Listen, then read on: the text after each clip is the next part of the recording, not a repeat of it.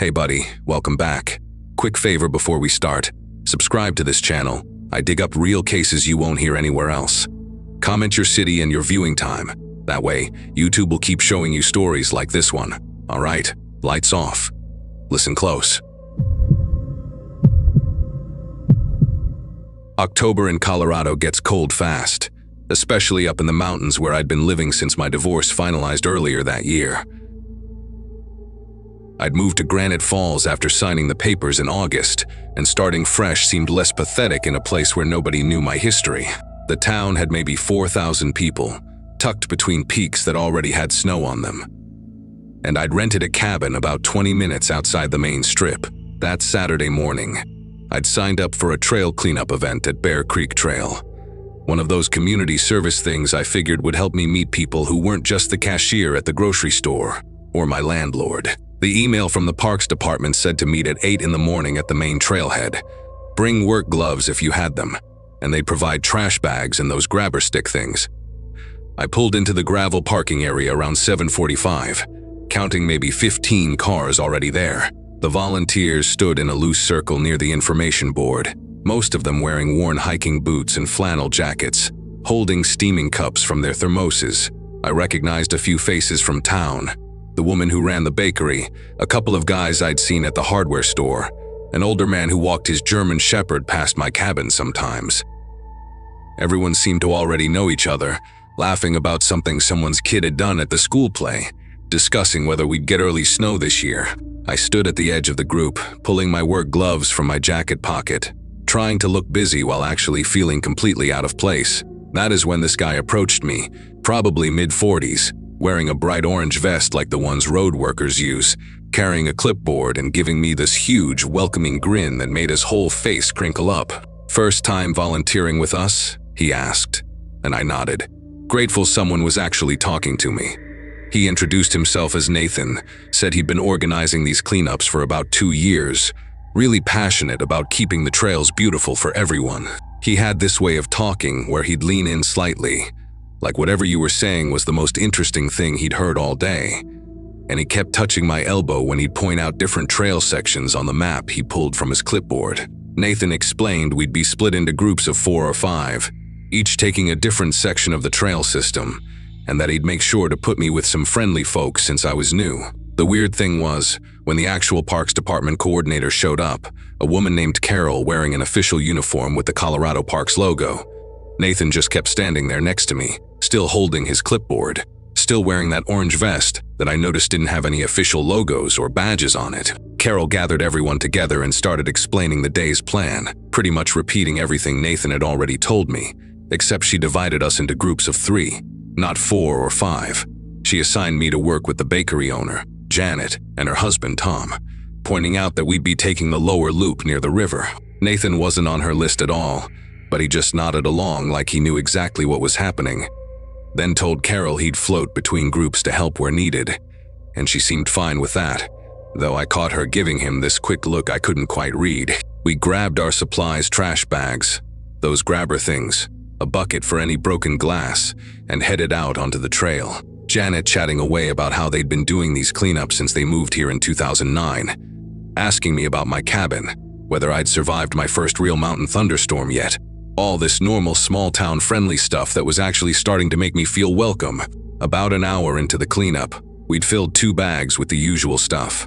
Energy bar wrappers, water bottles, cigarette butts, even a busted camping chair someone had just left behind. Tom was telling this story about finding a whole tent full of empty beer cans last year when Nathan appeared on the trail ahead of us, coming from the direction we were heading rather than from behind where the other groups were working. He waved us over, said he'd spotted what looked like a major dump site just off the trail, maybe 50 feet through the trees, too much for one person to handle alone. Janet immediately said we should get Carol. That dump site sometimes had hazardous stuff, but Nathan insisted it was just regular trash, probably from some college kids having a party, nothing dangerous. And he'd already started bagging it up but needed extra hands. Tom checked his watch and mentioned we should probably take our break anyway. Carol had said to meet back at the parking area at 10:30 for water and snacks, and it was already past 10. Nathan jumped on that immediately, his whole face lighting up like Tom had just given him the best idea. "Hey, if you are heading back for break anyway, I can show you a shortcut," he said, looking directly at me even though he was supposedly talking to all three of us. "There is an old service road that cuts straight back to the parking lot. Saves you probably 15 minutes versus going back the way we came. I use it all the time when I am out here doing my own cleanup work." Janet started to say something about sticking to the marked trails, but Nathan was already pointing through the trees to the left, explaining how the old road connected to the back end of the parking area, right where the portable toilets were set up.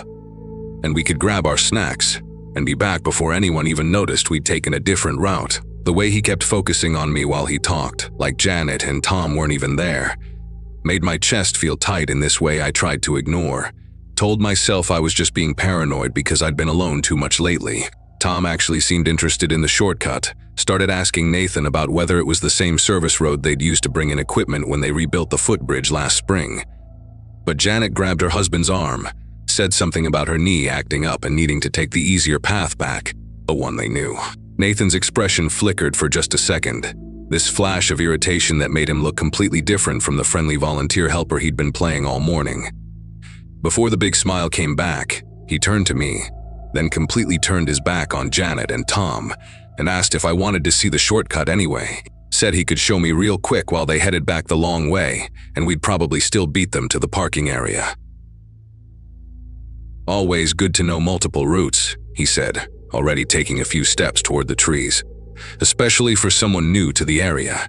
These trails can get confusing if you don't know all the little connections." I actually took a step toward him. Even now, writing this, I can't believe I actually took that step, started to follow this stranger into the woods just because I didn't want to seem rude or unfriendly.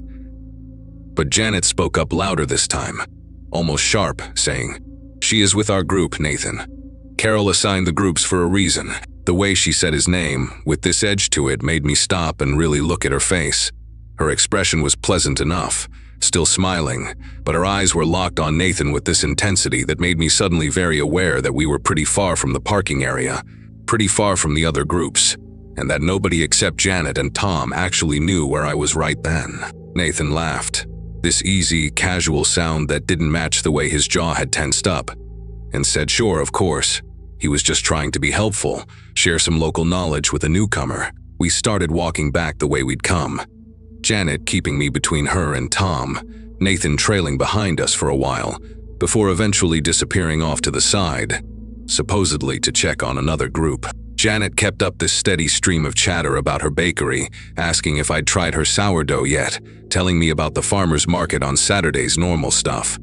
But her hand stayed on my arm the whole walk back, gentle but firm, like she was making sure I stayed with them. When we got to the parking area, most of the other groups were already there, Carol passing out bottled water and granola bars from a cooler in her truck. I grabbed my water and walked over to thank Janet for showing me the ropes, and that is when she pulled me aside, glanced around to make sure nobody was close enough to hear, and asked me in this low, careful voice if Nathan had approached me before today, if I'd seen him around town, if he'd maybe been to my cabin. The question made my whole body go cold in this visceral way that finally broke through my polite social programming. I told her no, I'd never seen him before this morning, and asked what was going on, why she was asking. Janet exchanged this look with Tom, one of those married couple conversations that happens without words, before she told me that Nathan had been showing up to these cleanup events for about 6 months, always had some reason to be there, but was never officially on the volunteer list. And 3 times now, young women who joined the groups had mentioned him making them uncomfortable, trying to separate them from others, offering to show them shortcuts or special spots along the trails.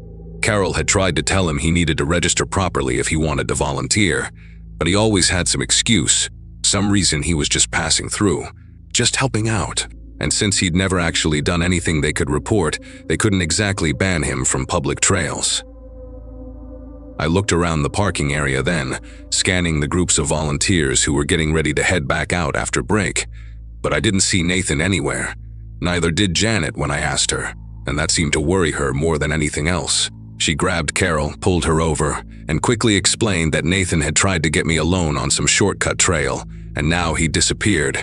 Carol's face went tight, and she immediately did a head count, checking her clipboard against the people standing around, asking each group if everyone was accounted for. That is when we realized Melissa was missing, a young woman from Fort Collins who'd driven up for the event. Probably 25 or 26, auburn hair in a ponytail, wearing a Colorado State University sweatshirt. She'd been working with the group on the upper trail, and her team leader said she'd mentioned needing to use the bathroom about 40 minutes ago, headed back toward the parking area where the portable toilets were, and they'd assumed she'd just gone straight to break afterward. Carol called Melissa's phone immediately, and we could all hear it ringing somewhere nearby. This cheerful pop song ringtone echoing from the woods behind the portable toilets. Exactly where Nathan had said his shortcut came out. Tom and 2 other guys jogged over to look while Carol called 911, and they found the phone about 30 feet into the trees, lying in the dirt next to a dropped water bottle and 1 work glove. The screen was cracked but still working, and when Carol picked it up with a tissue to preserve any fingerprints, we could all see the text message that was typed but never sent. Just sitting there in the message field, "He is not part of the team." The timestamp showed she'd started typing it 28 minutes ago. The police arrived within 15 minutes, benefits of a small town where nothing much happens, and they immediately started searching the woods, brought in dogs within the hour. But Melissa and Nathan were both gone. Just gone. Like they'd never existed, except for that phone and that unsent warning that she'd tried to give someone. Probably her friend who was supposed to pick her up later before Nathan had stopped her from hitting send. The search went on for 3 days. They found Nathan's orange vest snagged on a branch near the river crossing, about 2 miles from the trail, and Melissa's other glove further downstream, but nothing else. The police discovered Nathan's truck parked at a different trailhead 5 miles away, one that connected to the same trail system through those old service roads he'd mentioned. Inside, they found maps of the entire trail network with handwritten notes about quiet spots and low traffic times. Plus, a notebook with descriptions of various women who'd attended previous cleanup events, hair color, approximate age, whether they'd come alone, which cars they'd driven. My description was in there from that morning. New, divorced, cabin off Forest, Road 7, white Subaru, isolated. The FBI got involved after that. Connected Nathan to similar disappearances in Wyoming and Montana.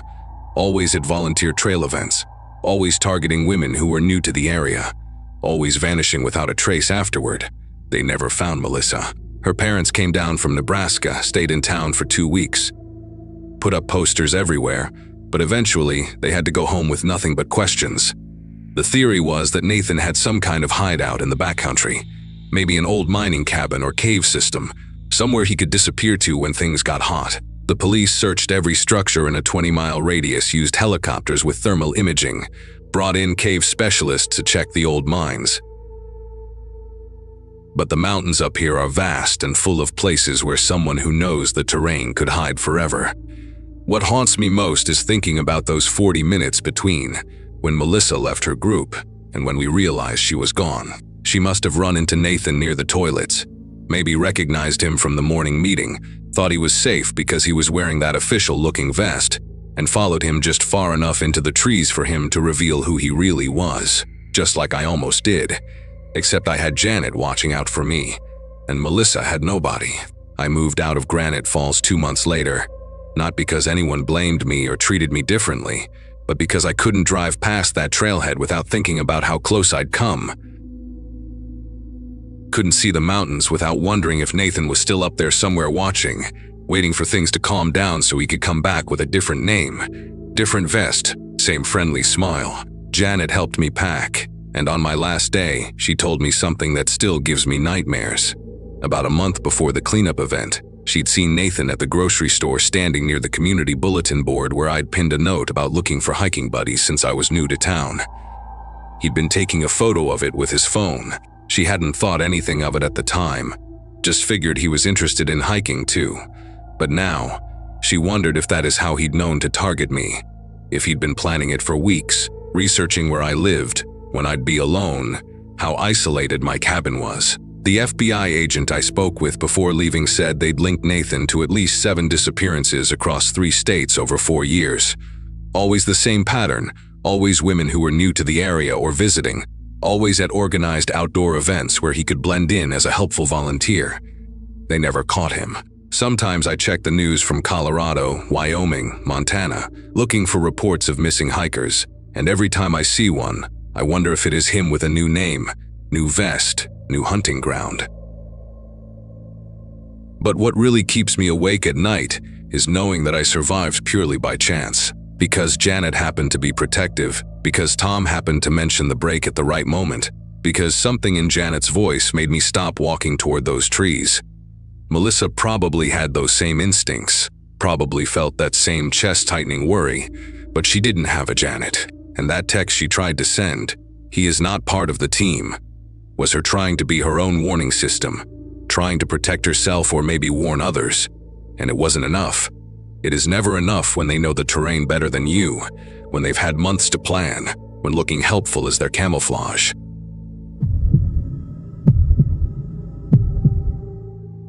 October in our town meant one thing: the annual fall fair that everyone pretended was better than it actually was.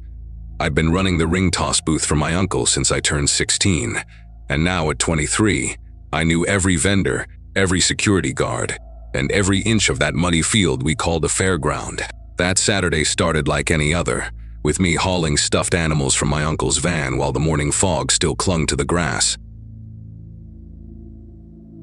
The Ferris wheel creaked its familiar protest as workers tested it, and the smell of funnel cake already hung thick in the air, even though we wouldn't open for another 2 hours. I remember joking with Beverly, who ran the cotton candy stand next to us, about how we'd probably see the same faces we saw every year. The Brennan family with their matching flannel shirts, old Harold who'd spend all day at the beer garden, and the groups of teenagers who thought they were too cool to be there, but showed up anyway. The afternoon crowd picked up around 2, and that is when I first noticed her. Not because anything seemed wrong, but because she was helping a little kid who dropped his corn dog in the dirt. She couldn't have been more than 17, wearing one of those oversized hoodies that kids like these days, the purple one with the high school mascot on it. She bought the crying kid a new corn dog with her own money, and I remembered thinking that was pretty decent of her. Maybe an hour later, I saw her again with a group of friends near the Gravitron, all of them laughing and filming each other trying to eat caramel apples without getting it all over their faces. Normal teenage stuff, you know. The kind of thing you see 100 times every fall fair, and don't think twice about. But something made me keep noticing her throughout the day. Not in a creepy way, just one of those things where once you see someone, you keep spotting them in the crowd. Around 5:30, when the sun started painting everything orange and the air got that perfect October bite to it, I noticed her again, but this time she was alone. She stood between the corn maze entrance and the row of food trucks, typing on her phone with this intense focus, her face all scrunched up like she was worried about something. That is when I saw him for the first time. Baseball cap pulled low, plain gray jacket, nothing special about him, except the way he was standing.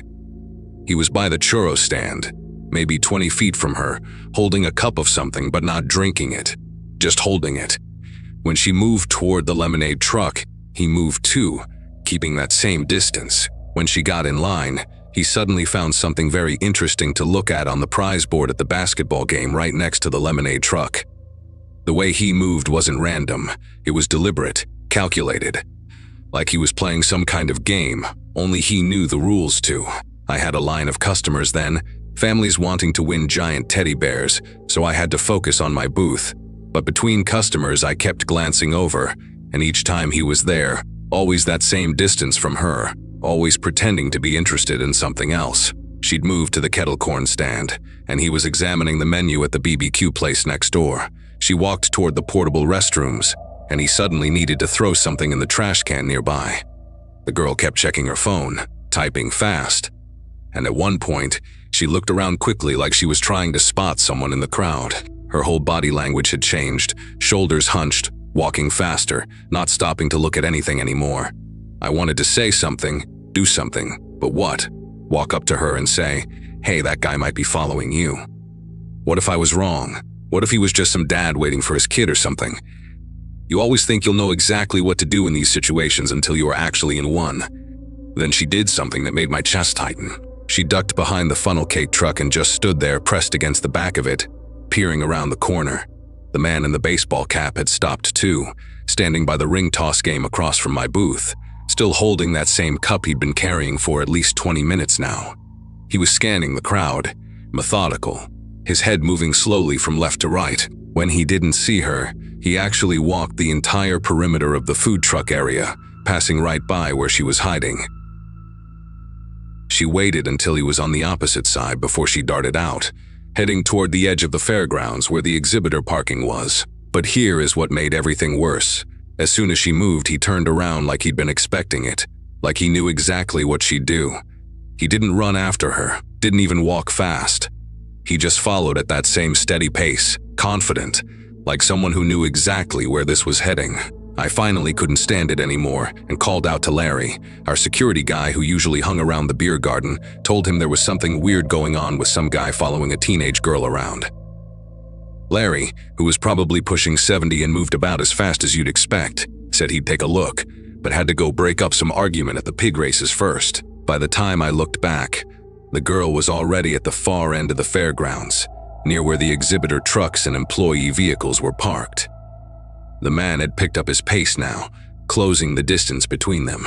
She was practically jogging, her purple hoodie making her easy to track even in the growing shadows between the vehicles.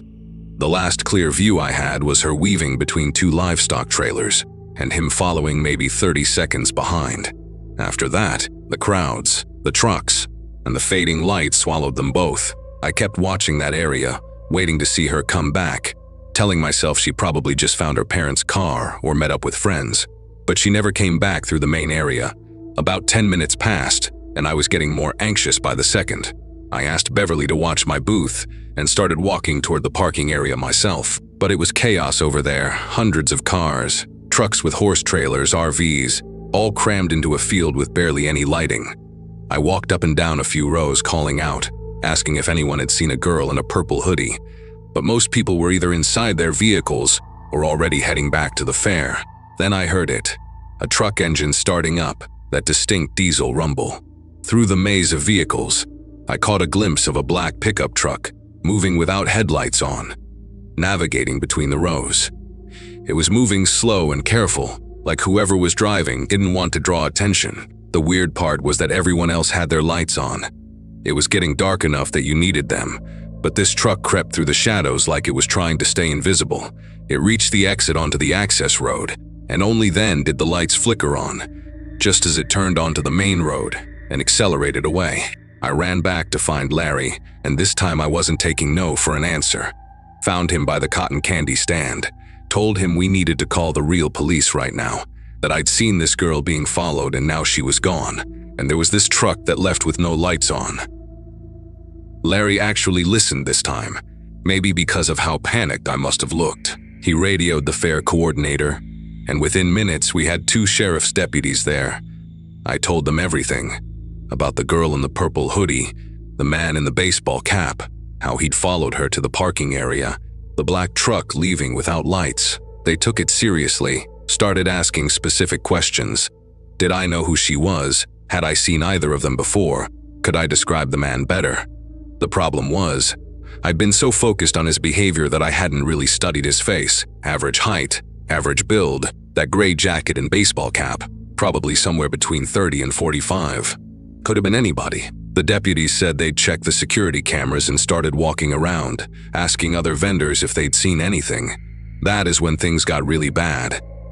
About 20 minutes later, while I was still talking to one of the deputies, a woman came running up to us, completely hysterical. She was looking for her daughter, Ashley, 17 years old, supposed to meet her at the main entrance at 7, but never showed up. When the deputy asked what she was wearing, the woman pulled out her phone, showing us a photo from earlier that day, purple hoodie with the school mascot on it. My whole body went cold. The deputy's expression changed completely, and he immediately got on his radio, calling for backup and asking someone to review the security footage right away. The mother kept saying, Ashley always answers her texts. Always. And she'd sent one message at 6:40 saying some creep wouldn't leave her alone. Then nothing. She showed us the text. Mom, this guy in a baseball cap won't stop following me between the food stands. Coming to the car. That was it. The last thing she ever sent. Within an hour, a whole fairground was swarming with police.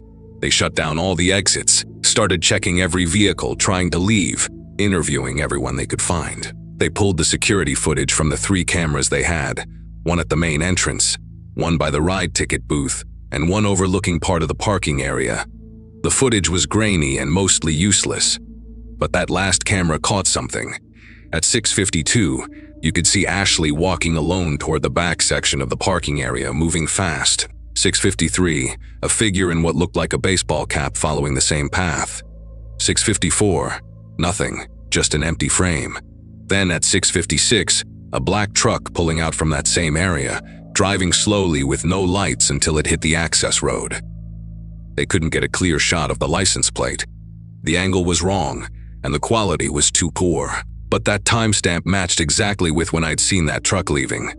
The detective who talked to me later said that 2-minute window between the man following her and the truck leaving, that was everything. Whatever happened, it happened fast. They found her phone the next morning in the parking field, screen cracked, tossed under a livestock trailer about 50 feet from where I'd last seen her.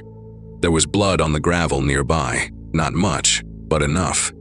The forensics team spent hours going over that whole area, but overnight rain had washed away most of whatever evidence might have been there. The really sick part was that he must have planned it all, knew exactly where the cameras were and weren't, knew the lighting was bad in that section, knew there'd be enough chaos and noise that nobody would hear anything.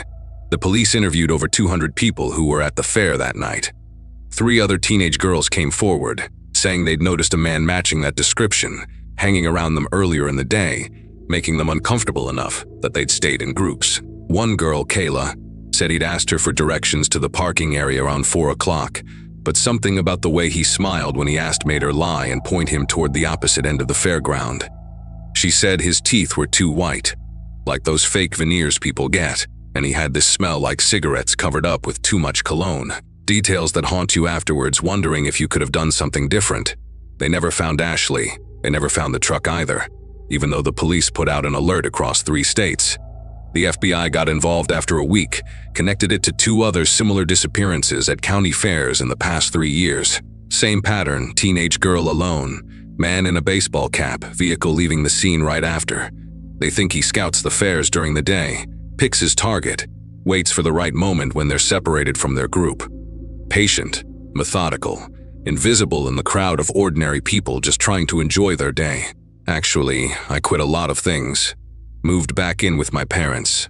Started seeing a therapist who says survivor's guilt is common, even when you weren't the direct victim. But I can't stop replaying that day, seeing all the moments I could have done something different. Should have left my booth, approached her directly, walked her to security myself, gotten a better look at his face, memorized that truck's license plate. The fair still happens every October, but I don't go. Beverly told me they added more cameras and hired real security guards now, not just retirees looking for extra cash. But Ashley's still missing, and somewhere out there, that man in the baseball cap is probably walking through another crowd, holding another cup he is not drinking.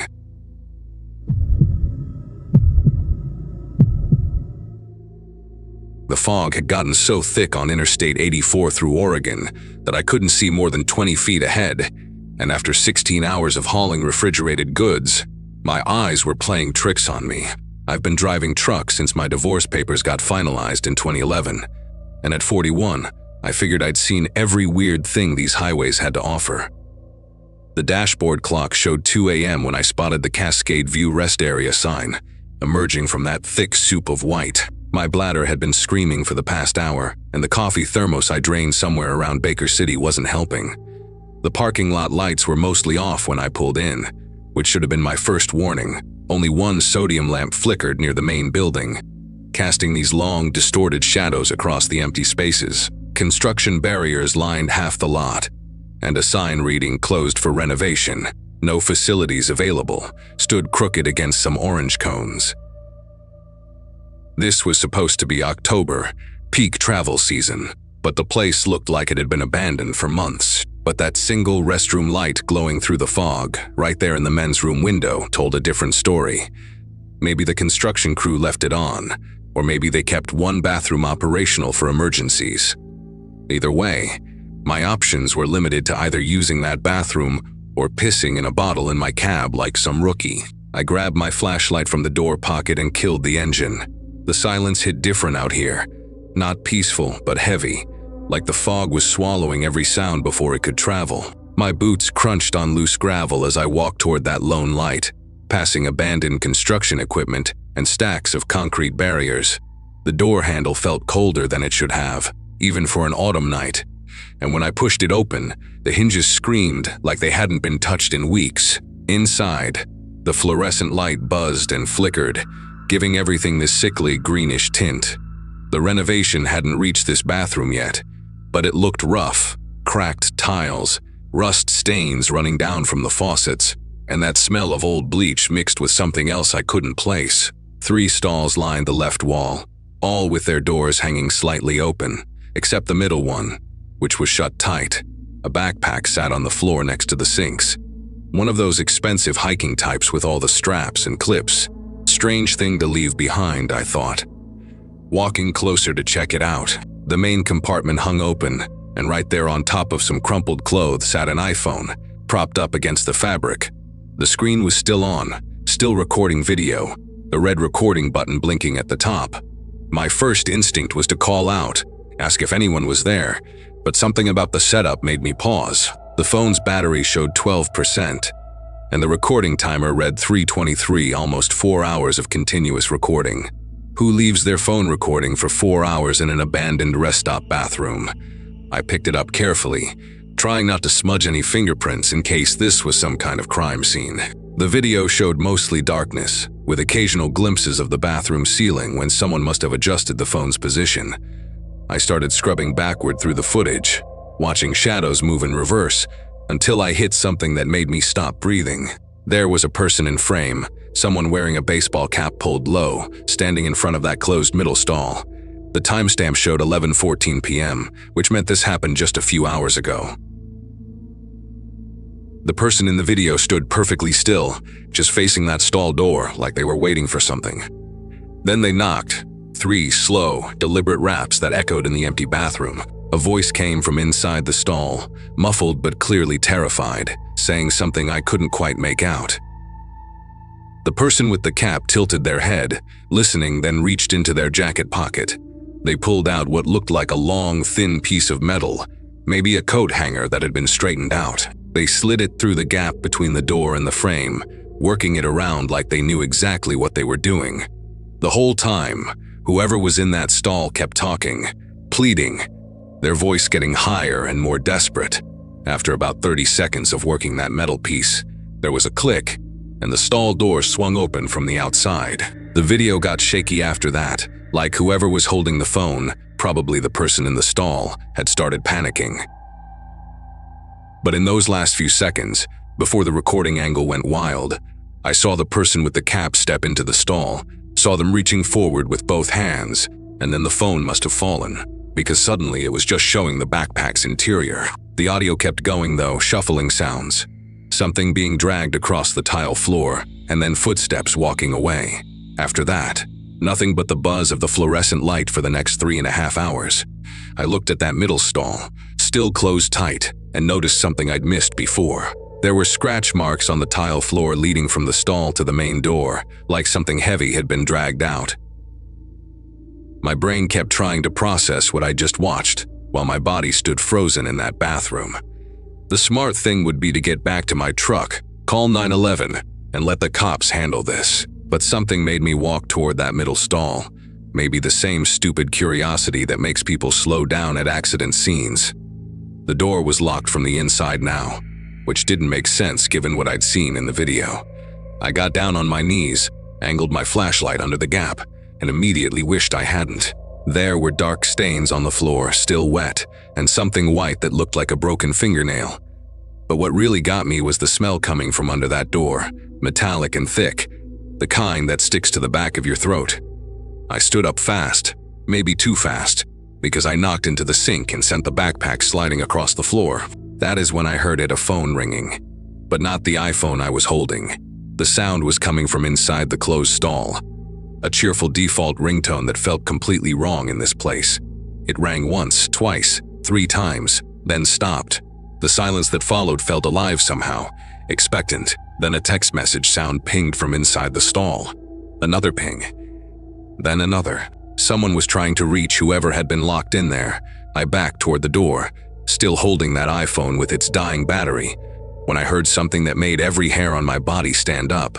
Footsteps outside, slow and deliberate, crunching across the gravel. They stopped right outside the bathroom door. The handle started to turn, just like in the video, except this time I was the one trapped inside. The door began to open, and through the gap I could see the outline of someone wearing a baseball cap. I didn't think, just reacted, throwing my full weight against the door and slamming it shut. The person on the other side stumbled back, and I heard them hit the gravel hard. My fingers fumbled with the deadbolt, finally getting it locked just as they started pounding on the door. Not knocking like in the video. This was violent, desperate hammering that made the whole frame shake. They weren't saying anything, which somehow made it worse. Just that relentless pounding while I stood there, trying to figure out my next move. The bathroom had no windows, no other exit. My truck keys were in my pocket, but my truck was 50 feet away through that fog, and whoever was outside stood between me and it. The pounding stopped suddenly, and I heard footsteps moving away, circling around the building. They were looking for another way in. I grabbed the backpack, shoved the iPhone inside, and tried to think. The person knew this place, knew about the renovation, probably knew every possible entrance. Then I remembered the construction equipment outside. There had to be tools, maybe something I could use to defend myself. The footsteps had moved to the back of the building now, and I could hear metal scraping against metal. They were trying to pry open a service door or ventilation grate. I turned off my flashlight and stood in the flickering green light, listening to them work. That is when the lights cut out completely. The electrical box, I realized. They'd killed the power. In the absolute darkness, I heard that service door finally give way with a shriek of bent metal. They were inside the building now, somewhere in the walls or ceiling, moving through the renovation areas. I could hear them crawling through the space above, tiles shifting and creaking under their weight. I knew I had maybe 30 seconds before they found a way to drop down into the bathroom. In the pitch black, I felt my way along the wall to the door, unlocked it as quietly as I could, and slipped outside. The fog hit me like a physical thing, so thick I could barely see my own feet. But I knew my truck was straight ahead, maybe 50 feet through the construction zone. I started moving, trying to remember where the barriers were, where the equipment sat. Behind me, I heard a ceiling tile crash down inside the bathroom, followed by the thud of someone dropping to the floor. They'd realize I was gone in seconds. I picked up my pace, stumbling over something metal that clanged loud enough to wake the dead. Sure enough, the bathroom door burst open behind me, and I heard those footsteps again, faster now, coming straight for me. My hand finally found the cold metal of my truck's door handle, and I yanked it open, practically falling inside. The engine roared to life, headlights cutting through the fog to reveal a figure standing just 10 feet away. Not running anymore, just standing there in that baseball cap, head tilted like they were studying me. I threw the truck in reverse, tires spinning on the loose gravel, and got the hell out of there. As I pulled onto the highway, I grabbed my CB radio with shaking fingers and called in an emergency to any trucker or cop who might be listening. 20 minutes later, I met 2 state troopers at a gas station and led them back to the rest stop. We found the bathroom exactly as I'd left it.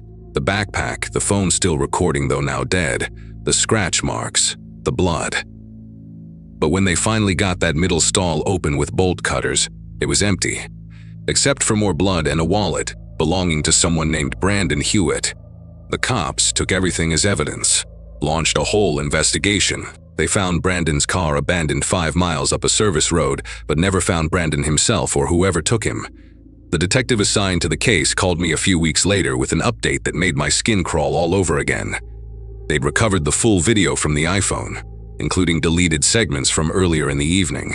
Brandon had been documenting his solo hiking trip, talking to the camera about the trails he'd explored that day. In one clip from around 9 p.m., he mentioned stopping at the rest area despite the construction signs, because he desperately needed a bathroom. But here is what really got me.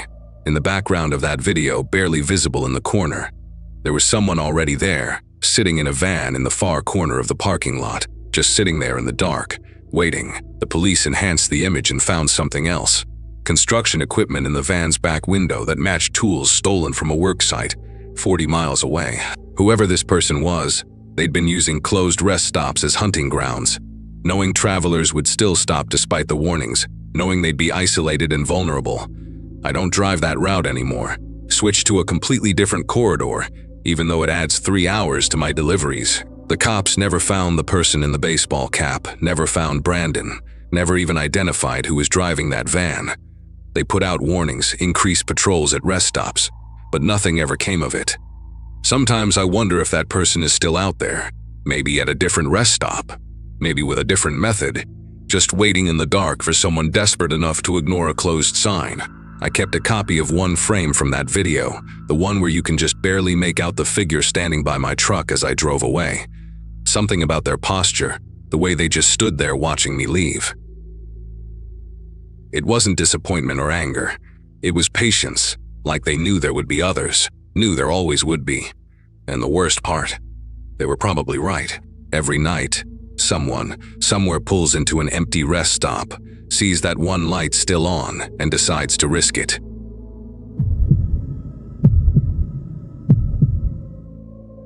Every small town in Michigan has that one farmer's market, where locals sell honey, vegetables, and homemade soap, and ours on Birchwood Road was no different. I've been managing a coffee shop downtown since graduating with my photography degree, 24, and still trying to figure out if I'd made the right choice. Jenna had been my closest friend since freshman year of high school.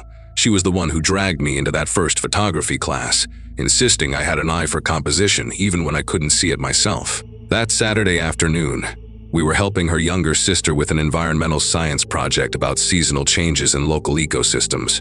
Behind the market, there was this incredible stretch of woods where the maple trees turned burnt orange every fall, perfect for the shots we needed. We've been planning this for weeks, waiting for the leaves to hit that perfect point between green and brown. The afternoon started out completely normal, almost boring even. We'd been there since around 2, taking macro shots of decomposing leaves, fungi growing on fallen logs, and the way afternoon light filtered through the canopy. Jenna was lying flat on her stomach trying to get the perfect angle on some mushrooms growing at the base of an oak tree, while I was adjusting my tripod near a cluster of ferns about 20 feet away. The market was winding down for the day. We could hear vendors packing up their trucks in the distance, that familiar sound of wooden crates being stacked and truck doors slamming. The woods felt peaceful, just the occasional rustle of squirrels gathering acorns, and the distant hum of the highway beyond the tree line. I remember checking my phone and seeing it was almost 4:30, thinking we should probably wrap up soon before we lost the good light. That is when Jenna stood up, brushing dirt off her jeans, and grabbed my arm with this strange expression on her face. "Don't look right away," she whispered, her fingers digging into my forearm harder than necessary. "But there is someone watching us behind the big elm tree, maybe 40 yards back." Her voice had this forced calm to it, like when you are trying not to scare a child, but I could feel her trembling slightly. I kept fiddling with my camera settings, pretending to review the shots on my LCD screen while slowly angling myself to get a better peripheral view. At first, I thought maybe it was just another photographer or someone from the market taking a walk, but then I saw him, a man in dirty brown work boots and what looked like a canvas jacket, crouched low between 2 trees, holding something up to his face. The way he was positioned, completely still except for the slight movement of his hands adjusting whatever he was holding, made every nerve in my body start firing warning signals. I forced myself to laugh at something on my camera screen, nudging Jenna like we were just looking at photos together. "Pack up naturally," I said through my smile, keeping my voice light and steady. "We're leaving right now." We started gathering our equipment with deliberate casualness, me collapsing my tripod, Jenna zipping her camera bag, both of us fighting the urge to run. The whole time, I kept stealing glances toward where the man was positioned, and that is when I realized what he was holding: binoculars, heavy military-style binoculars that he had trained directly on us. The woods suddenly felt different, like all the ambient sounds had dropped away except for our own movements and breathing. Even the vendors at the market seemed impossibly far away now. As we walked back toward the parking area, maintaining that forced, normal pace, I heard it. A branch snapping somewhere behind us, closer than where he'd been before. We made it to Jenna's car, a beat-up blue Subaru with too many bumper stickers, and the second the doors closed, she locked them and started the engine in one motion.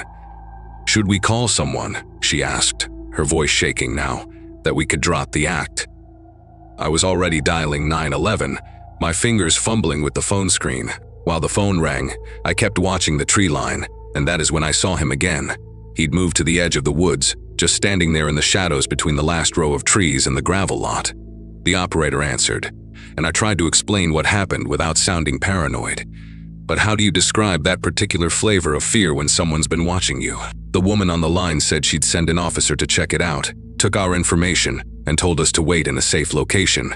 Jenna drove us to the front of the market where there were still people around, and we sat there with the engine running, watching the rearview mirrors. Officer Daniels showed up about 15 minutes later, a younger guy who looked like he'd rather be anywhere else on a Saturday evening. We walked him back to where we'd been shooting, Jenna and I staying close together while pointing out the exact spots. I expected him to brush us off, maybe suggest it was just a bird watcher or someone hiking. But his demeanor changed when he saw the disturbed undergrowth where the man had been crouching. There were clear boot prints in the soft earth and a worn path that led deeper into the woods, like someone had been going back and forth regularly. Officer Daniels radioed for backup, telling us to stay by his patrol car. Within 20 minutes, there were 3 more officers and a detective named Reeves, a woman with sharp eyes who asked us to describe every detail we could remember. They formed a line and started moving through the woods, systematically, their flashlights cutting through the growing dusk. About 200 yards in, one of the officers called out, and everyone converged on a small clearing hidden behind a thick cluster of evergreens. Jenna and I couldn't see much from where we waited, but we watched Detective Reeves emerge from the tree line, her face grim, speaking rapidly into her radio. She called for crime scene techs and more units, using codes I didn't understand, but that made Officer Daniels, who'd stayed with us, go pale. "We need you both to come to the station," Reeves said when she reached us, her tone professional but urgent. "We found something significant." During the ride there, she wouldn't tell us what they discovered, but I could see her jaw clenching and unclenching in the driver's seat. At the station, they separated Jenna and me into different rooms, where I spent 3 hours going over every second of our encounter with different detectives, describing the man's clothing, his approximate height and build, the exact timeline of events. It wasn't until Detective Reeves came back around 9 that night that I learned what they'd found. She sat across from me with a folder of photographs, her expression careful and controlled. "We discovered a campsite," she said, spreading out pictures of a small tent covered with camouflage netting, nearly invisible unless you knew where to look, along with several cell phones, wallets, and driver's licenses. She showed me photocopies of the IDs, 3 women and 1 man, all between 20 and 35, all from towns within a 50-mile radius. I recognized one of the names, Claire Hoffman, from news reports about a missing hiker from the previous month. My throat went completely dry as she explained that these were all people who'd been reported missing over the past year, their cases previously unconnected. The campsite had a portable camp stove, canned goods, and disturbingly, a journal filled with detailed observations about people who visited the woods, including dates, times, physical descriptions, and license plate numbers. Detective Reeves flipped through more photos showing me pages from the journal, though she kept most of the content covered with her hand. What I could see made my skin prickle. Neat, cramped handwriting describing people's routines, which days they typically came to the market, who they were usually with. One entry from 3 weeks earlier mentioned 2 young women with cameras, early 20s, brown and blonde hair, artistic types. With our exact arrival and departure times from a previous scouting trip Jenna and I had made, we hadn't even noticed anyone that day, had felt completely alone in those woods. The detective explained they'd found evidence suggesting the man had been living out there for at least 6 months, maybe longer, moving his camp periodically, but always staying within the same half-mile radius. The most disturbing part was a plastic storage container buried near the tent, wrapped in garbage bags, that contained personal items clearly taken from different people, a distinctive turquoise ring, a medical alert bracelet, a wallet with the cash removed, but all the cards and photos still inside. They kept us at the station until almost midnight, going through missing persons files, asking if we recognized any other names or faces. Jenna's parents came to pick her up around 11, but I drove myself home, taking the longest route possible to avoid passing anywhere near Birchwood Road. The detective said they'd launched a massive search for the man, that they had his DNA from items in the camp, his fingerprints from the journal, but somehow he'd vanished completely by the time they'd started looking. They theorized he'd been somewhere nearby, watching the entire police response, and had simply melted away into the network of woods that stretched for miles beyond the market. What haunts me most is that final detail Reeves mentioned almost offhandedly. In the journal's most recent entry, dated that very morning, he'd written about planning to make contact with his next subjects, that he was tired of just watching, that today felt like the right time to introduce himself properly.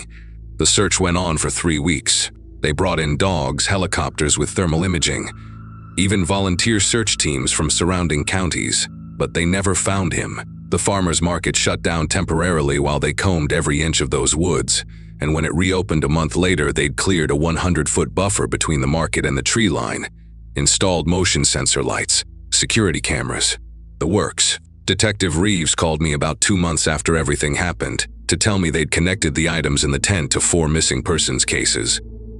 But they still had no idea who the man was, no matches in any database, no missing person report that fit his description. The truly unsettling part was that when they analyzed the journal more thoroughly, they found he'd been documenting visitors to those woods for at least 2 years. Hundreds of entries about different people, their habits, their vulnerabilities, notes about who came alone, who seemed distracted, who would be easy to approach. They arrested someone about 8 months later, a drifter they picked up 3 states over who matched our description. But it wasn't him.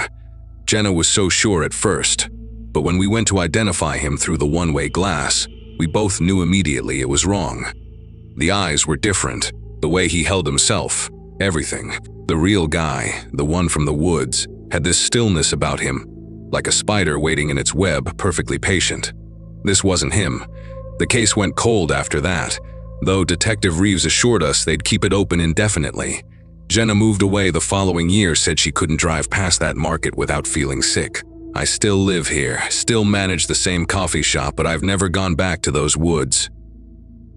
Sometimes customers mention hiking back there, taking their kids to pick wild blackberries in the summer, and I want to grab them, tell them what we found, warn them about what might still be out there. But I don't. I just suggest other places they might enjoy more, places with better trails, better berries, better anything to keep them away from those trees where someone once sat watching, writing, waiting for the perfect moment that, thank God, never came for us.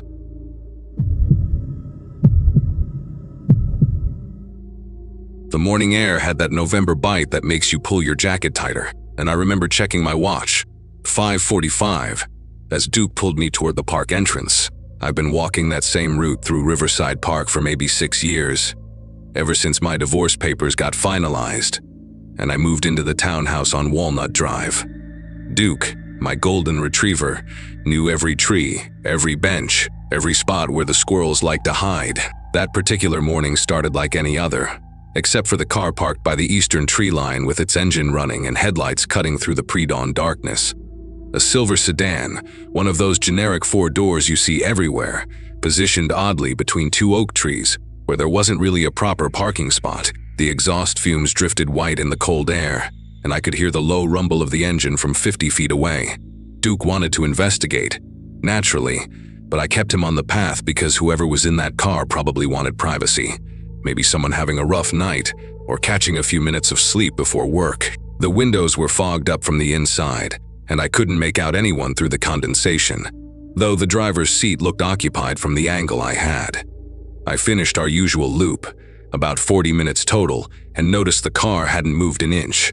Still running, still glowing in the darkness. By the time Duke and I headed home, the sky was starting to lighten to that pale gray that comes before sunrise, and I figured whoever it was would be heading out soon. I made breakfast, showered, had my usual 2 cups of black coffee while reading the news on my tablet, and completely forgot about the car until I had to run to the hardware store around 10 that morning. The quickest route to Hanson's Hardware cuts right through the park, so I decided to walk instead of drive.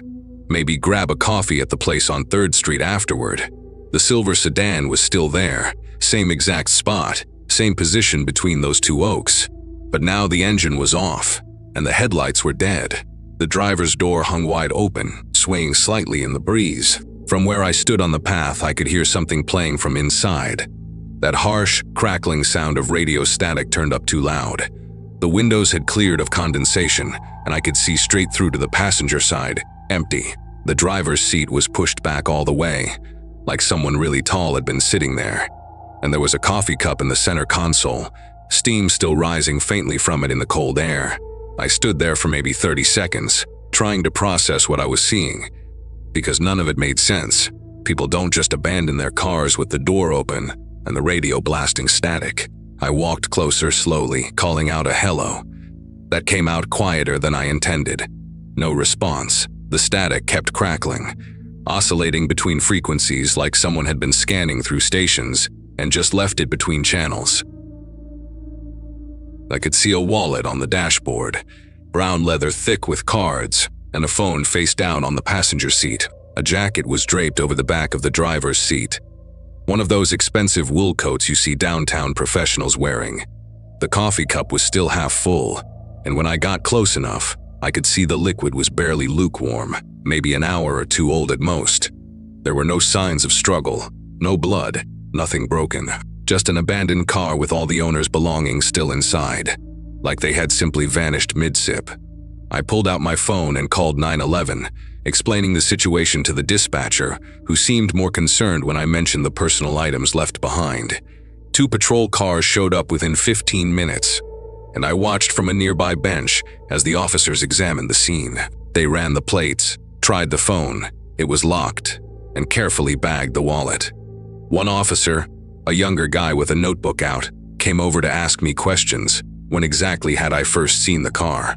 Was anyone else around? Did I touch anything?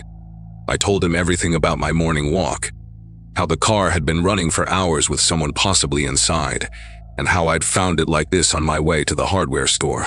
He wrote it all down, occasionally glancing back at his partner, who was on the radio, probably running the owner's information from the registration. The officer's partner, an older woman with sergeant stripes, walked over with a concerned expression that made my chest tighten. She asked me to describe again exactly what I'd seen that morning, specifically about whether I was certain someone had been in the driver's seat.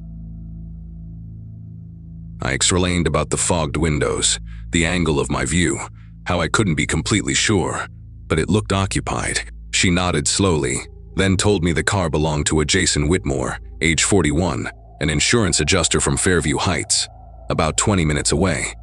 His wife had called him in missing when he didn't come home from what was supposed to be a quick evening drive to clear his head. That was yesterday evening, which meant the car had been running in that spot for over 12 hours, maybe more, before I first saw it. The timeline made even less sense now. Why would someone sit in an idling car all night, then disappear right when the park started getting foot traffic? They brought in a K9 unit around noon, a German shepherd named Rex, who immediately picked up a scent from the driver's seat. The dog led his handler straight from the car toward the tree line, nose to the ground, tail rigid with focus. About 30 yards into the woods, Rex stopped at a fallen log and started circling, whining in that way police dogs do when they found something significant but confusing. The handler called for the sergeant, and they spent several minutes examining the area. I couldn't see what they were looking at from where they had me wait, but I heard one officer radio for additional units and mentioned something about unusual ground disturbance. They started stringing up yellow tape between the trees, expanding the perimeter, and that is when they told me I needed to leave the scene, but to stay available for follow-up questions. I gave them my contact information and walked home the long way, avoiding the park entirely, my mind racing through possibilities. The local news picked up the story by evening.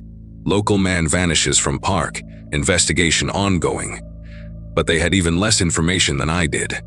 I couldn't stop thinking about that coffee cup, still steaming in the cold. Jason Whitmore had been sitting in that car drinking coffee, probably listening to the radio, and then, just what, got out and walked into the woods. But why leave everything behind? Why leave the door open and the radio playing? I learned from the news report that he had no history of mental illness, no financial troubles, no reason to disappear. His wife described him as a devoted father of two, steady and predictable, the kind of man who called if he was going to be 10 minutes late. The reporters interviewed a few people at the park, including Mrs. Grayson, who walked her poodles there every morning, and she mentioned seeing the car too, said she'd noticed it because the headlights were so bright they hurt her eyes when she passed. 3 days passed before the police called me back. Detective Angela Foster wanted to meet in person, said she had some follow-up questions about what I'd observed. We met at the station in one of those small rooms with uncomfortable plastic chairs and fluorescent lights that hum just loud enough to be annoying. She pulled out a file thick with papers and photographs and asked me to look at something. The photos showed the area where the dog had stopped, that fallen log and the ground around it. In one picture, I could see what looked like drag marks in the dirt leading from the log deeper into the woods. Another photo showed Jason Whitmore's shoe, a brown Oxford found about 50 yards from where the dog lost the scent. Just one shoe, the left one, laces still tied. Foster asked if I'd seen anyone else that morning, any other cars, anyone on foot near the woods. I hadn't, and I told her so. But then I remembered something that seemed insignificant at the time. There had been a maintenance van in the park parking lot when I'd arrived that morning, one of those white vans with no windows in the back and a ladder on top. I'd noticed it because it was parked crooked, taking up 2 spaces, and it had mud splattered all up the back doors, even though it hadn't rained in over a week. The detective's expression changed when I mentioned this, and she asked me to describe everything I could remember about the van. I couldn't recall any company name or logo, just that it was white, dirty, and had that ladder. She wrote everything down, then showed me another photograph. This one was from a traffic camera on Riverside Drive, time-stamped at 4:17 that morning. A white van, no visible plates, turning into the park entrance, 23 minutes before I arrived from my walk. Foster explained they'd found similar tire tracks near where Jason's shoe was discovered, and they were trying to trace all white vans registered in the county, but without plates or distinguishing marks. It was slow going. Detective Foster then told me something that made my whole body go cold. They'd found evidence of at least 3 other similar incidents in parks across the state over the past 8 months. Same pattern every time: a car found running, or recently abandoned, personal items left behind. The owner vanished without a trace. 2 of the cases had similar tire tracks nearby, possibly from the same or a similar vehicle. The victims had nothing in common: different ages, genders, professions, cities. The only connection was that they'd all been alone in isolated areas during early morning or late evening hours. She said they were working with state police now, treating it as a possible serial abduction case. They'd analyzed Jason's coffee cup and found traces of something unusual. Not a drug, exactly, but a compound that could cause disorientation and muscle weakness if inhaled in concentrated amounts. The theory was that someone had been watching these people, waiting for them to be alone and vulnerable, then somehow introducing the substance into their vehicles, maybe through the ventilation system, while they sat there unaware. The investigation went on for weeks, but they never found Jason Whitmore or the white van. His family held a memorial service after 3 months with no leads, no body, no answers. I stopped walking in the park after that, started driving to a gym across town instead.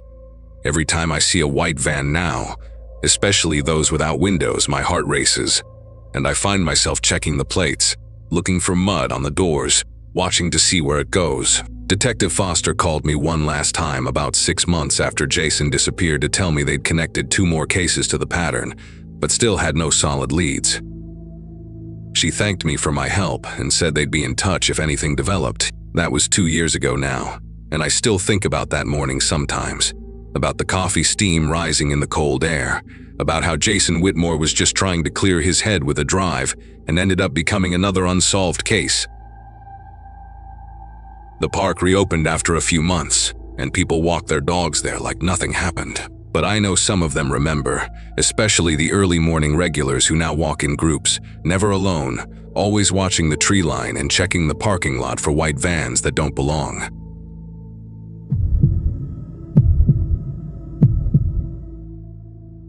Coach Bryant kept us late that Thursday, running penalty kicks until our legs felt like rubber and the field lights had to come on.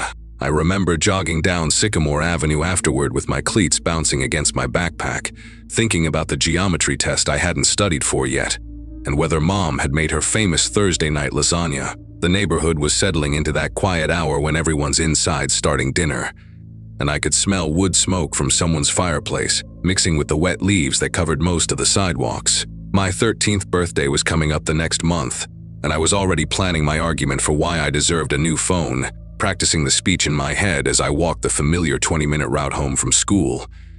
Every house along Sycamore looked warm and lived in, porch lights beginning to glow, except for the Brenner place. 3 stories of rotting wood and broken dreams that had been sitting empty since before we'd moved here 5 years ago. The realtor sign had fallen over so many times they'd finally just removed it, and now the house just sat there, making everyone walk a little faster when they passed by. That evening changed everything though, because as I was doing my usual quick walk past the property, trying not to look at the overgrown hedge that had swallowed half the front gate, I caught movement in the second-floor window facing the street. A person was standing there, about 3 feet back from the glass, completely motionless, like they were watching something specific down below. The failing light made it hard to see details, but I could make out a tall frame wearing what appeared to be a long, dark coat, maybe navy or black, with their arms hanging straight down at their sides, in this weirdly formal way. My first thought was that someone had finally bought the place and was probably measuring for curtains or checking out the view. So I did what any polite kid from the suburbs would do. I raised my hand in a friendly wave. The figure didn't acknowledge me at all, didn't even shift their weight or turn their head slightly. Just continued that perfect stillness that made my neck prickle for reasons I couldn't explain. Friday's practice ended at the same time, and I found myself oddly anxious as I approached the Brenner house on my walk home. Part of me expected to see a moving truck or some sign of life, maybe contractors' vehicles or a dumpster for renovation debris, anything that would explain yesterday's visitor. But the place looked exactly the same: dead grass, paint curling off the siding like old scabs, and that rusty mailbox with its door hanging open at a broken angle. I slowed down as I got closer, pretending to adjust my backpack straps while really scanning the windows for any sign of movement. The late afternoon sun hit the glass at a different angle than the day before, and I could see straight through most of the first floor, nothing but empty rooms, and what looked like water stains spreading across the ceiling. Then my eyes traveled up to that second-floor window, and there they were again. Same exact spot, same dark coat, same unnaturally rigid posture. This time I stopped completely, standing right there on the sidewalk to get a better look, and I noticed something that made my throat go dry. The person's hands were perfectly aligned with the seams of their coat, fingers pointing straight down like a soldier at attention. But their head was tilted at this subtle angle that suggested they were looking directly at me. I stood there for maybe 10 seconds that felt like 10 minutes, having this bizarre staring contest with someone whose face I couldn't quite make out before my courage cracked, and I practically jogged the rest of the way home. The logical part of my brain kept trying to rationalize it. Maybe it was a security guard checking on the property, or someone from the bank that probably owned it doing inspections. But security guards move around. They check different rooms. They don't stand in the exact same position in the exact same window at the exact same time, 2 days in a row. That night at dinner, I pushed my food around my plate while Mom talked about her day at the dental office, where she worked, and Dad scrolled through his phone, reading news articles out loud. And I kept almost saying something about the Brenner house, but couldn't figure out how to explain it without sounding like a paranoid kid. Finally, when Mom asked why I wasn't eating much, I just said practice had been really tough and excused myself to do homework, even though I spent most of the time looking up the Brenner house online, finding nothing except a few old real estate listings from 2012 with photos that showed empty rooms and descriptions about great potential and perfect for renovation. The weekend gave me a break from walking past the house, but I couldn't stop thinking about that figure in the window. Saturday morning, while Mom drove me to my friend Kevin's house, I made her take Sycamore Avenue instead of our usual route, claiming there was construction on Oakwood Drive. As we passed the Brenner place, I pressed my face against the car window, trying to see up to the second floor, but the angle was wrong, and the sun's glare made it impossible to tell if anyone was there. Mom didn't even glance at the house, just kept talking about how she'd run into Kevin's mother at the grocery store and how they were thinking of putting in a pool next summer. I wanted to ask her if she knew anything about the Brenner house, who owned it, why it had been empty so long. But something held me back. Maybe because I knew she'd want to know why I was asking, and I wasn't ready to explain that I'd been seeing someone in there who stood frozen like a department store mannequin for exactly 1 hour every evening. Monday came too fast, and as I sat through practice, I kept checking the sky, watching the sun sink lower, calculating whether I could convince someone's parent to give me a ride home instead of walking.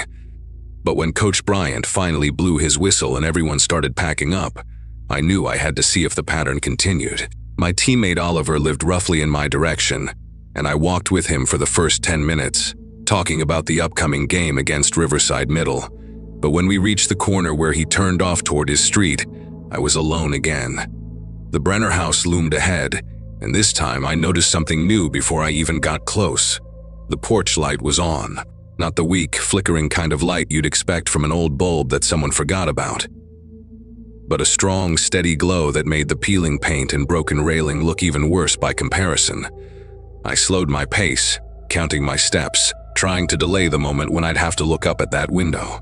And when I finally did, my whole body went cold, despite the sweat from practice still drying on my skin. The figure was there, but this time they weren't alone. There was another person standing in the window directly beside them, wearing an identical dark coat, maintaining that same perfect stillness with their arms pressed against their sides. 2 of them now, both facing the street, both positioned exactly 3 feet from the glass, their heads tilted at precisely the same angle, like they'd been arranged by someone obsessive about symmetry. The new person was shorter, maybe 5'8" compared to the original 6 feet, but everything else about their posture and positioning was disturbingly identical. I actually took a step backward into the street, nearly getting clipped by a passing minivan whose driver honked and yelled something I didn't process because I couldn't look away from those windows. The worst part was that even with the porch light illuminating more of the house's facade, I still couldn't make out their faces, just dark shapes where features should be, like someone had taken an eraser to their heads and left only shadows. My brain scrambled for explanations, mannequins, cardboard cutouts, some kind of weird art installation, but deep down, I knew these were real people because I could see the subtle rise and fall of their chests. Barely perceptible, but definitely there, proving they were breathing, alive, waiting. I ran the rest of the way home, my backpack slamming against my spine with each stride, and burst through our front door so hard that Mom dropped her coffee mug in the kitchen. She rushed over, asking what was wrong, if someone had chased me, if I was hurt, and I just stood there panting, trying to figure out how to explain what I'd seen without sounding completely insane. Finally, I told her everything. The figure in the window, how they appeared every day at the same time, and now there were 2 of them, just standing there watching the street. Mom's face went through several expressions, from concern to confusion to something that looked almost like recognition, and she made me sit down at the kitchen table while she called Dad to come home from his office early. While we waited, she kept asking me specific questions. Was I sure they were real people? Had they ever tried to communicate with me? Had I seen them anywhere else? And her voice had this careful quality, like she was trying not to scare me more than I already was. Dad arrived within 20 minutes, still wearing his work clothes but with worry lines creasing his forehead. And Mom repeated everything I'd told her while I sat there nodding and adding details when she missed something. They exchanged these meaningful looks that parents do when they think kids aren't paying attention. And then Dad said we were all going to take a drive to the Brenner house right now, together, to see what was going on. The sun had already set by then, and as we pulled up to the curb across from the house, the porch light was still glowing strong, casting weird shadows through the overgrown bushes. Dad told us to stay in the car while he walked up to the front door, and I watched him climb those creaky steps, his silhouette brave against that harsh light, before he knocked 3 times on the door that I was certain nobody would answer. He waited maybe 30 seconds, knocked again louder, then walked around the side of the house with his phone flashlight on, disappearing from view while Mom reached back to squeeze my shoulder. When he came back 5 minutes later, his face was pale, and he was already dialing someone on his phone, speaking in a low, urgent voice to whoever answered about needing a patrol car at the Brenner house immediately. While we waited for the police, Dad got back in the car and locked all the doors, which he never did in our neighborhood, and told us that the back door had been forced open recently. The wood splintered around the lock. He'd looked through the windows with his flashlight and seen sleeping bags, food wrappers, and bottles scattered across the floor of what used to be the living room, clear signs that people had been staying there. The police arrived in 2 squad cars, and we watched from our car as 4 officers entered the house with their flashlights sweeping through the darkness, their radios crackling with static and coded messages I couldn't understand. They were inside for what felt like forever, but was probably only 15 minutes. And when they came out, they were escorting 3 people, 2 men and a woman, all wearing those long dark coats I'd been seeing in the window.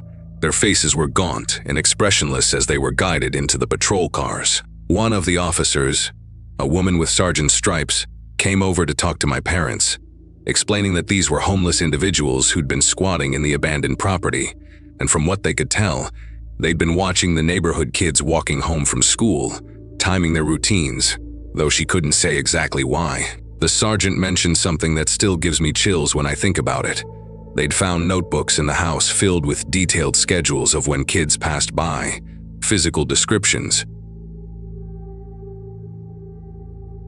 which houses they entered, even notes about which ones walked alone versus in groups. The 3 people weren't talking much, she said, but they seemed to be part of some group that believed watching children during what they called transition hours would reveal something important.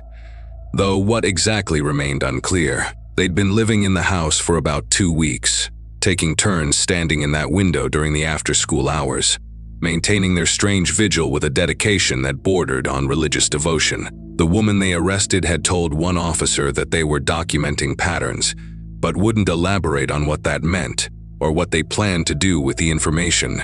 Mom pulled me closer as the sergeant talked, and I could feel her trembling slightly, probably thinking the same thing I was, that I'd been walking past those watching eyes every single day, becoming part of their bizarre documentation without knowing it. The police said they'd be increasing patrols in the area and that the city would finally be boarding up the Brenner house properly, with proper locks and security measures to prevent anyone else from getting in. For weeks after that night, Mom drove me to and from practice, making excuses about errands she needed to run anyway, though we both knew the real reason. The Brenner house got boarded up as promised, thick plywood covering every window and door with bright orange, no trespassing signs posted all around the property, and eventually, the city put up a chain-link fence around the entire lot. I never found out what happened to those 3 people, whether they went to jail, got psychiatric help, or just moved on to watch children from some other abandoned house in another neighborhood. Sometimes I still think about them standing in that window, perfectly still, counting us as we passed, like we were birds migrating south or cars on a highway, trying to divine some meaning from our daily routines that the rest of us couldn't see. The house was finally demolished the following spring, and now there is just an empty lot there with tall grass and wildflowers. Though I still walk on the opposite side of the street when I pass by, unable to shake the memory of those dark silhouettes arranged so precisely in the window, watching and waiting for reasons I'll probably never understand.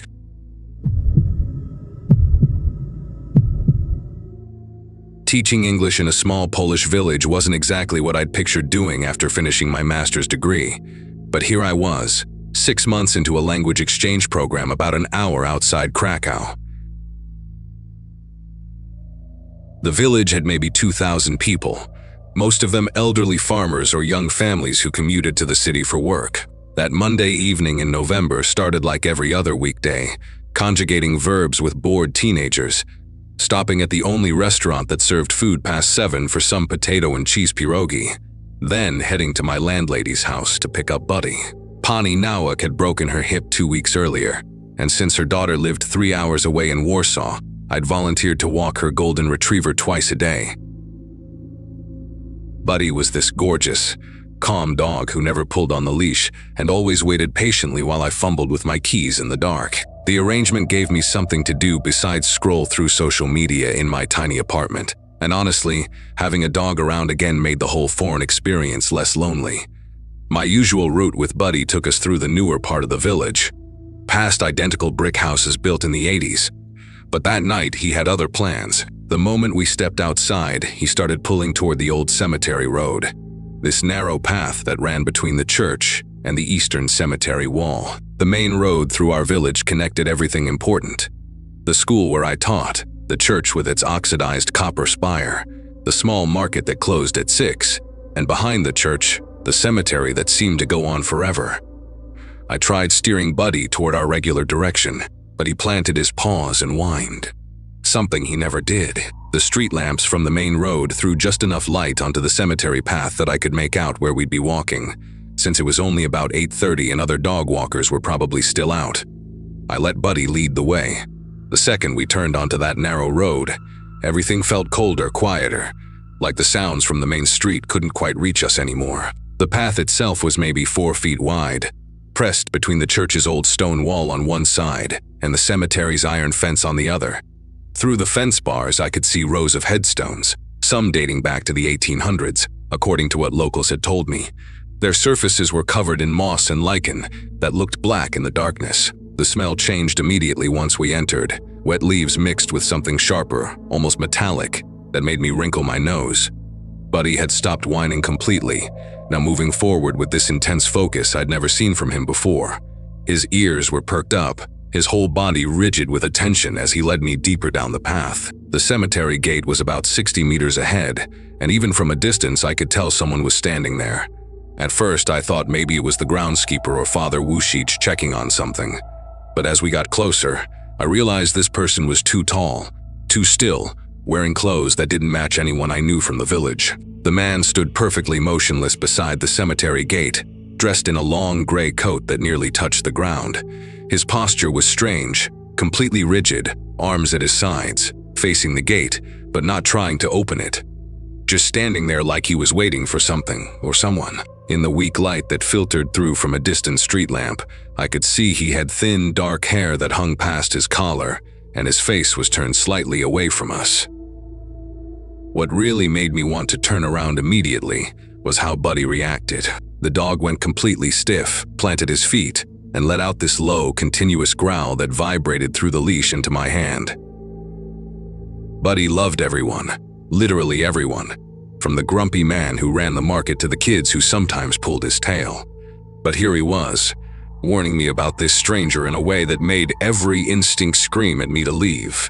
I started backing up slowly, keeping Buddy's leash tight. But then the man moved, not toward us, thank God, but he raised one hand and pressed it flat against the cemetery gate, fingers spread wide like he was feeling for something through the metal. That is when I noticed the items arranged on the ground around his feet, several white candles placed in a semicircle, though none were lit, and what looked like rope coiled in a specific pattern I didn't recognize. A dark canvas bag sat open beside him, and I could see tools inside. Definitely a small shovel, some kind of pry bar, and other things I couldn't identify in the dim light.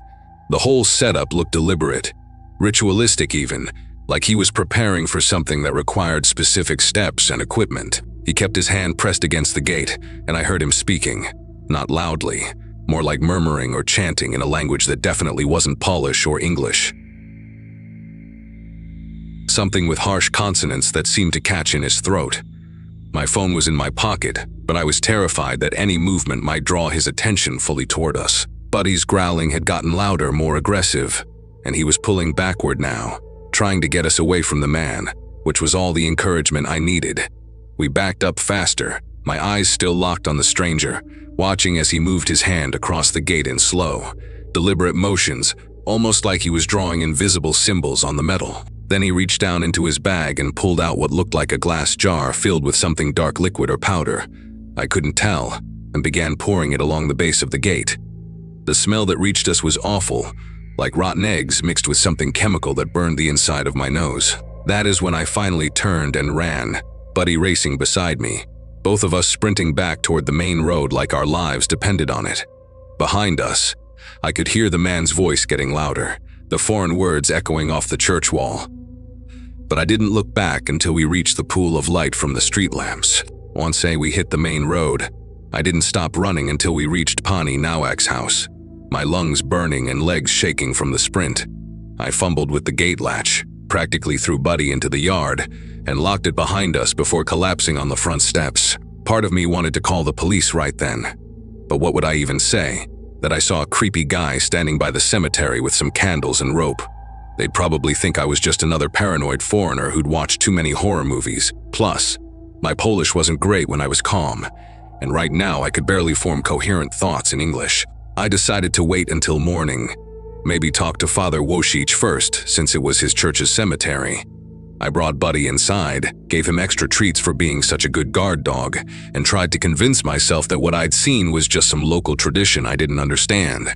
Maybe someone visiting a grave, in their own peculiar way. I barely slept that night, jumping at every creak of my old apartment building, checking the locks on my door 3 times, before finally crawling into bed around 2 in the morning.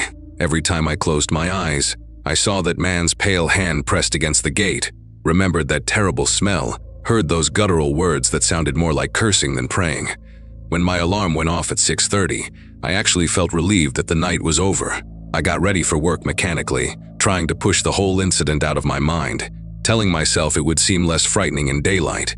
But when I walked to school that morning, taking the long way to avoid the cemetery road completely, I saw 2 police cars parked outside the church and yellow tape blocking off the entrance to that narrow path. My heart started racing again as I watched officers walking in and out, their faces serious, some of them taking photos of something I couldn't see from where I stood.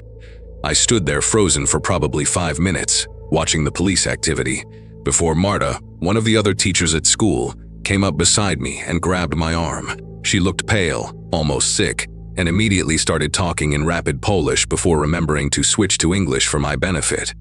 Someone had tried to dig up one of the old graves during the night, she said. The grave of some wealthy merchant from the 19th century who'd been buried with his jewelry. According to local legend, the groundskeeper had found the scene early this morning when he came to unlock the cemetery for elderly parishioners who liked to visit graves before morning mass. But it wasn't just the attempted robbery that had everyone shaken. It was how the person had tried to do it. The police had found exactly what I'd seen the night before. Melted candles arranged in a perfect semicircle, rope tied in intricate knots around the iron fence posts, and strange symbols drawn on the gate with what turned out to be a mixture of sulfur and coal dust. The worst part, Marta whispered while glancing around nervously, was what they found inside the partially dug grave. The coffin had been pried open just enough to reach inside, but whoever did it hadn't taken anything. Instead, they'd left something behind. She wouldn't tell me exactly what, just shook her head and muttered something about old superstitions and things better left buried. The police were calling in specialists from Krakow, she said, people who dealt with cases involving what she called unusual circumstances. I wanted to tell her about what I'd seen, about the man in the gray coat, but my throat felt tight and the words wouldn't come. She must have noticed something in my expression, because she squeezed my arm harder and asked if I was feeling all right, if I'd heard anything strange last night since my apartment was only a few blocks away. I just shook my head, mumbled something about needing to get to class, and walked away on unsteady legs. I taught my classes that day in a complete fog, going through the motions while my mind kept replaying what I'd witnessed. During lunch break, I finally worked up the courage to approach one of the police officers still at the scene, a younger guy who looked less intimidating than the others. In my broken Polish mixed with English, I managed to explain that I'd been walking my landlady's dog the previous night and had seen a man near the cemetery gate around 8:30. He called over his supervisor, pulled out a notebook, and started asking detailed questions. What did the man look like? Tall, thin, long gray coat, dark hair past his collar. Did I see what he was doing? Setting up candles, rope, had tools in a bag. Did he see me? Maybe his head turned slightly, but he didn't follow us. They exchanged meaningful looks when I mentioned the strange language he'd been speaking. Something that sounded ancient and harsh, definitely not any European language I recognized. They caught him 3 days later trying to break into another cemetery 2 villages over, using the exact same method: the candles, the rope patterns, the sulfur mixture on the gates. It turned out he was part of some group that believed old graves contained not just treasures, but specific items needed for their rituals, things that had been buried with the dead for protection or punishment centuries ago. The police never did tell me what he'd left in that merchant's coffin, But Father Woshi-Chech had the entire cemetery blessed twice that week, and locals started leaving fresh flowers and crosses at the violated grave every single day. I finished out my teaching contract, but I never walked past that cemetery after dark again. And even now, years later, whenever I smell sulfur or see candles arranged in a circle, I remember that night and the way Buddy knew, just knew, that we needed to run.